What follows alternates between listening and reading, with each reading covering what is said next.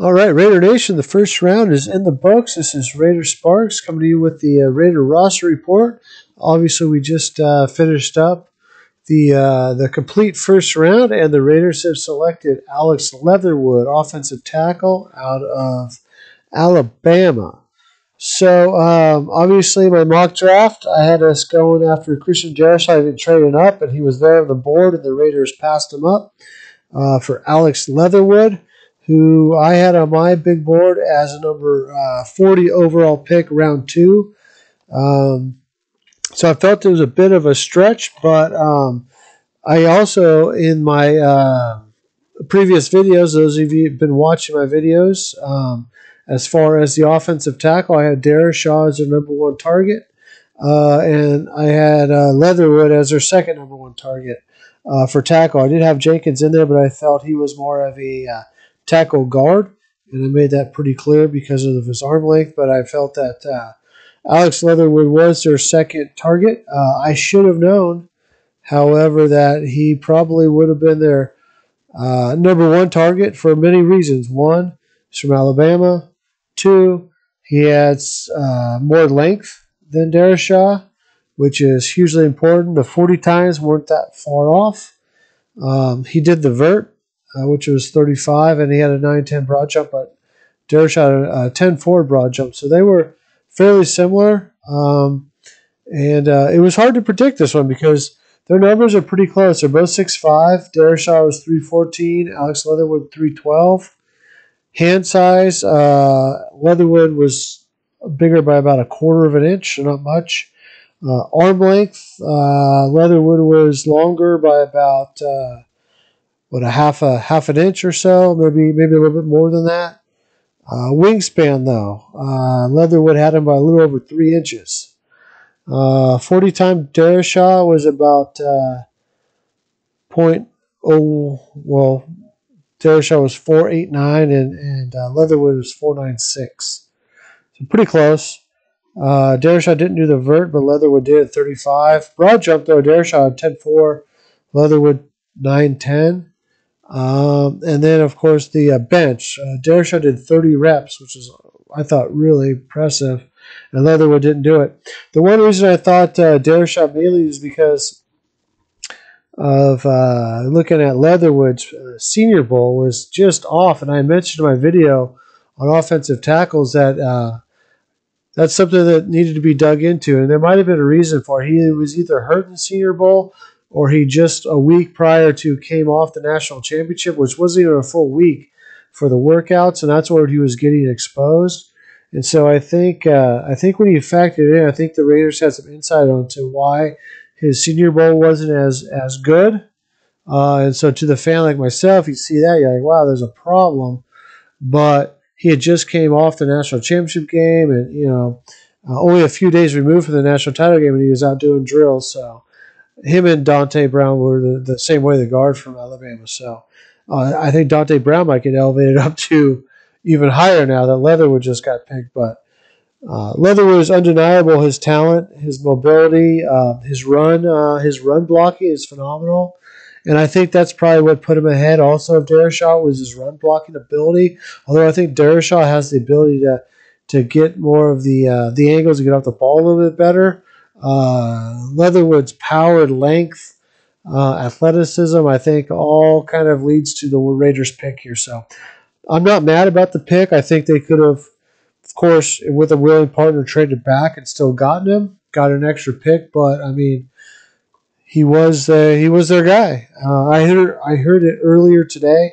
I think what was I listening to? Raider Honcho had it on his show, and then I started watching Twitter and stuff, and it became pretty obvious. And so I didn't want to change my pick and come on, and we'll just let the chips fall they may. I think Darius Shaw would have been an awesome pick. But that is what it is. I think Leatherwood, though, was my number 2 on my list of picks for the Raiders. And you know what? That's not too far off. I had the right position in the first round. I did feel like we were going to go with the tackle position, and we obviously certainly did that. So if we take a look at round 2. Actually, first, let's go ahead. I previewed 90-something players that I felt would be good for the Raiders. I did Micah Parsons. He went 12. I went Christian Darrisaw. He went 23. Let's see here. Bunch of guys didn't go. I'm just going to name the guys that did go. I did have Leatherwood at 40, round 2. He went 17, which I think was a big part of it. I think the Raiders were looking at it like, okay, if we don't take him at 17, he's definitely not going to be there at 48 because there is going to be a run on tackles. There already was a decent amount of tackles taken. There's going to be a bunch more tackles taken between now and 48, so I think that was their guy, and they just went ahead and did it. Joe Tryon, I had at 48, but he went 32. I thought that would have been a good pick for the Raiders. And that's about it. So there's still a lot of talent on the board for the Raiders. Guys that I think they might get. Obviously, y'all know I think that the Raiders could have traded. One of my possibilities was a trade back in the first and get Azeez Ojulari. Although I know his medicals aren't coming out well, and I think that's why they've started drafting. I had him at pick 21. Obviously, now he's in the second round. I think it would be a tremendous pickup for the Raiders if they could get him. Tevin Jenkins, obviously, we don't need. Mooring, I had him around 26. I didn't think we had a shot at him, but I guess you never know. Another guy that I really feel strongly about for the Raiders is Christian Barmore. I had him going at 27th. Obviously, he's still on the board. If he happens to fall down that far, it would be a tremendous pickup for the Raiders. Another guy I think they had, or I think they have high on their board, was Landon Dickerson. I thought he was going to go. I thought he'd go in the first round. I actually had him on my board at 37, but picked for possibly the Raiders. And so I would keep an eye on him maybe in the second round. Another guy, Joseph Osai, that you might consider as a second round pick for the Raiders. I had him at 41, and I think that is a possibility. Hopefully, Azeez Ojulari, Joseph Osai, or my other pick would be Baron Brownie, because I do think we need to address the pass, or Christian Barmore. We need to address the pass rush. However, it may become up the middle, or I think if you guys have watched my video, I think I'm huge on Christian Barmore. I think would be a great talent for us up the middle pressure. But I also think it's important for us to get the edge pressure as well. So either Azeez or Ojulari is an outside linebacker, somebody that can rush the passer and then drop back into pass coverage. Same thing with Joseph Osai. And then I'll get to Baron Browning in a minute, but he's a future linebacker, plays Sam linebacker for us, and obviously rush the outside shoulder of the tackle, but also be able to pass coverage, and then ultimately go into another linebacker spot if we needed him to. So another eye to keep an eye on, and then of course Melifanu, the cornerback, I think would be a possibility in the second round for the Raiders if they want to move Arnett to the middle, which I think they might. Melifano would be a really good pick. I do want them to concentrate on pass rush, and so I have Baron Brownie here as well. He definitely shows the upside and the ability to do it. So I think that's somebody to keep an eye on. Another guy I had kind of highlighted for the Raiders. Well, a couple guys. Carlos Basham, he obviously didn't go, but Peyton Turner I highlighted. And my 4 technique guys, he obviously went. So we had quite a few guys on here that went in the first round that I was kind of highlighting as possible Raiders, but just kind of either were taken or fell down, but maybe not the best scheme fits. Another guy I think you probably keep an eye on is Trey Smith, guard out of Tennessee. I think he's very highly rated for the Raiders. I think he's more of a third round guy, but somebody we're going into day 2, so maybe somebody to keep an eye on.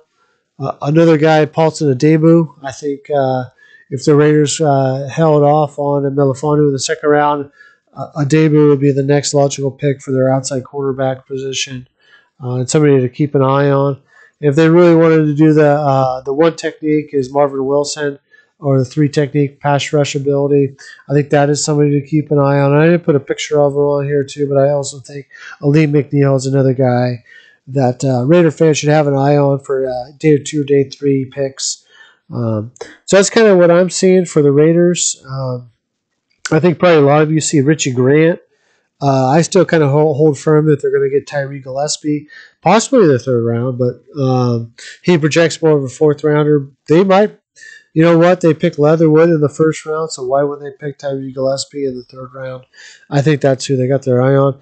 I know that Elijah or Richie Grant definitely could be a pick. Javon Holland, Elijah Molden, both could be picks for him. think there's better picks out there than those two. So I don't really include them in necessarily my videos much. Trayvon Holland still, or Trayvon Mooring still out there. But anyways, oh yeah, that's right. Jock fell too. I think that was a surprise, probably a lot of people, but not to me. I think he's a strong safety, not a linebacker. I think the league sees it the same way I do. But anyway, some names to keep an eye on that I really personally like for the Raiders. I mean, Azeez Ojulari would be awesome at 48 if you get him as huge value. Christian Barmore, I think, would be amazing. Landon Dickerson, Joseph Osai, Carlos Basham, Richie Grant. I'm kind of on the fence on him. I'm not. I'd rather have Tyree Gillespie, so that's fine. Noah Fong would be a great quarterback. Baron Browning would be awesome. Aleem McNeil, Trey Smith, Paulson Adebu. I guess those are all pretty much my guys for the second and third rounds. Oh, Marvin Wilson, too, I think would be tremendous for the Raiders to get. So that's kind of what I'm looking for at day 2. Yeah, let me know in the comments what you guys think of the draft, how we did, how some other teams did, any surprises. I don't think there's any huge surprises for me. I think late in the round there were some surprises. Probably to some I know, Raiders 7528 had it predicted about Kwity Paye and Gregory Rousseau, and obviously Micah Parsons. But Kwity Paye, I think you all know that I had him as my number 1 forward technique. I just felt that for the Raiders, drafting Kwity Paye would just be pretty tough as a general manager since you just picked Cleveland Farrell, number 4 overall 2 years ago. Then to turn around and pick his replacement 2 years into his career, I think that would have been devastating. That's pretty tough for a general manager to do that. Gregory Rousseau, I always felt that he would have had to go to a team that was stacked, a Super Bowl type contender already.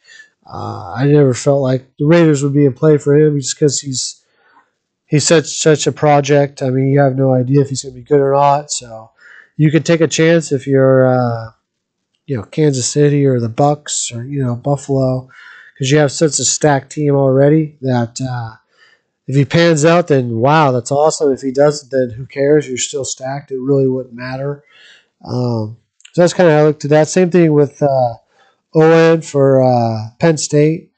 Obviously a great athlete, but I just didn't see it for the Raiders because, my gosh, I mean, he had no sacks last year, and not production is everything, but he just the tape I didn't think it looked that great either. So yeah, the Ravens took a shot. They're still a pretty stacked team. They got a lot going on. So that's kind of my take on the draft. I think teams that needed to take a shot that were qualified and good already, they took their shots, which is great. There's some trades that were made. I think they were productive for both teams.